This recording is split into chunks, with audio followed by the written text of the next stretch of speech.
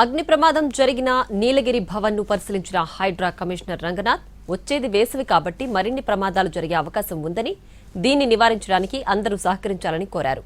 అగ్ని ప్రమాదాల నివారణకు ఫైర్ సిబ్బంది జీహెచ్ఎంసీతో కలిసి త్వరలో ప్రత్యేక డ్రైవ్ చేపడతామన్నారు రంగనాథ్.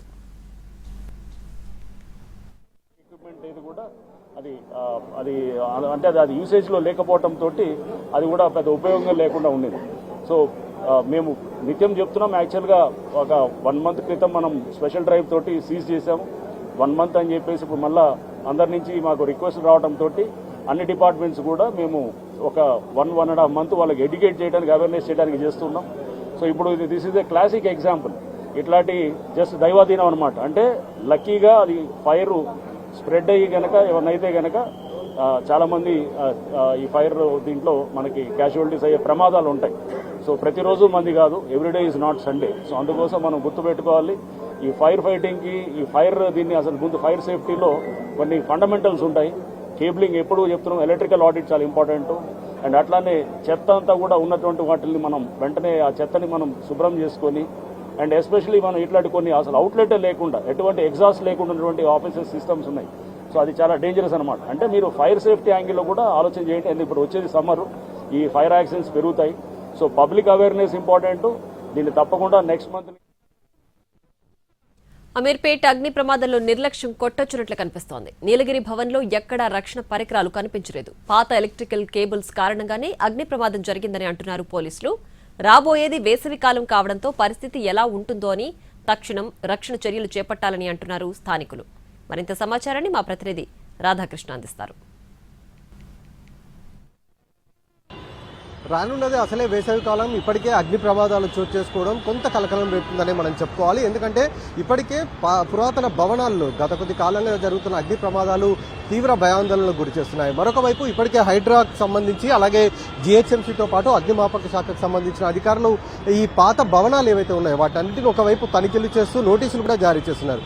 ఇప్పుడు మనం చూసినది అమీర్పేటలోని మైత్రివనం దగ్గర, మైత్రివనంకి సంబంధించిన పక్కనే ఉన్న, అంటే మైత్రివనంకి ఆనుకొని ఉన్న నీలగిరి భవన్ సంబంధించిన దగ్గర ప్రస్తుతం మనం ఉన్నాం. ఇక్కడ మనం చూడొచ్చు కూడా ఇవాళ ఉదయం అగ్ని ప్రమాదం చోటు చేసుకోవడం జరిగింది. వెంటనే అంటే అక్కడ మంటలు రాకముందుకే దట్టమైన పొగ వెలువడడంతో వెంటనే అలర్ట్ అయిన ఇన్స్టిట్యూట్కి సంబంధించిన యువకులు, అలాగే కొంతమంది అమ్మాయిలు కూడా, వాళ్ళంతా కూడా వెంటనే ప్రాణాలు కాపాడుకునేందుకు బయటికి దూకే ప్రయత్నం కూడా చేయడం జరిగింది. అంటే ఇప్పుడు మనం చూడొచ్చు ఈ భవనం ఎంత ఇరుకుగా ఉంది, ఎంత ఇబ్బందికరంగా ఉంది. ఒకవేళ అగ్ని ప్రమాదం కనుక జరిగితే వెంటనే క్షణాల్లో బయటికి రావడానికి చాలా ఇబ్బందులు ఎదురయ్యే అవకాశం అయితే కనబడుతుంది. ఎందుకంటే చాలా ఇరుకుగా ఉండడం, ఒకదానికొకటి ఆనుకొని షట్టర్స్ ఉండడంతో చాలా ఇబ్బందికర పరిస్థితులు ఉన్నాయి. మనం ఎక్కడ చూసినా కూడా మనకి భవనం చుట్టూ కేబుల్సే మనకి ఎక్కువగా కనబడుతున్నాయి. మనం చూడొచ్చు కూడా ఎక్కడ చూసినా కూడా కేబుల్స్, అలాగే ఏసీకి సంబంధించిన అవుట్డోర్ యూనిట్స్ మనకి ఎక్కువగా కనబడుతున్నాయి. ఒకవేళ ప్రమాదం జరిగితే మాత్రం వెంటనే బయటికి రావడానికి ఇబ్బందులు అయితే ఈ భవనం దగ్గర మనకు చూస్తే చాలా స్పష్టంగా అయితే కనబడుతుంది. ఈ రోజు జరిగిన అగ్ని ప్రమాదానికి సంబంధించిన దాంట్లో చూస్తే కనుక ఇన్స్టిట్యూట్ నుండి ఒక్కసారిగా పొగలు వెలువడడం, అంటే ఒక లిఫ్ట్కు సంబంధించి ఆ లిఫ్ట్ పక్కన ఉన్న కేబుల్స్ మొత్తం కూడా అంటుకోవడం ద్వారా దట్టమైన పొగ వ్యాపించడం, అలాగే ఘాటు వాసన రావడంతో అక్కడ ఉన్న ఇన్స్టిట్యూట్ లో ఉన్న వాళ్ళంతా కూడా బయటికి దూకే ప్రయత్నం చేశారు. ప్రస్తుతం మనం చూస్తున్నాం ఫైర్ ఇంజన్ కి సంబంధించిన నిచ్చెన ఇది. దీని మీదకి వెళ్ళి వాళ్ళు దూకేందుకు ప్రయత్నం చేశారు. వెంటనే ఫైర్ సిబ్బంది వచ్చి నిచ్చెనతోటి వాళ్ళందరినీ 3rd floor నుండి అయితే కాపాడి బయటకు అయితే తీసుకొని రావడం జరిగింది. ప్రస్తుతం మనం చూడొచ్చు 3rd floor లో మనకు కనబడుతున్నాయి కాలిపోయిన కేబుల్స్ ఏవైతే ఉన్నాయో అవి కనబడుతున్నాయి ఇక్కడ నుండి కూడా.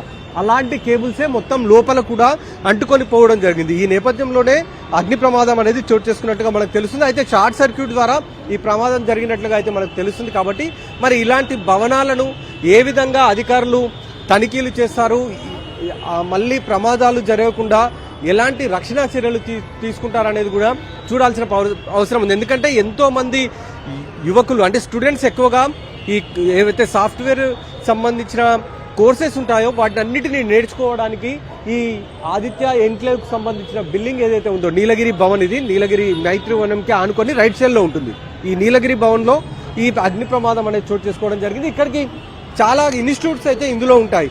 అనేక మంది యువకులు, ఇక్కడ యువకులు గ్రామాల నుండి వచ్చి ఇక్కడ ఎక్కువగా ట్రైనింగ్ అనేది తీసుకుంటుంటారు. సాఫ్ట్వేర్ కంపెనీలకు సంబంధించి అలాగే కోర్సులు నేర్చుకుంటారు.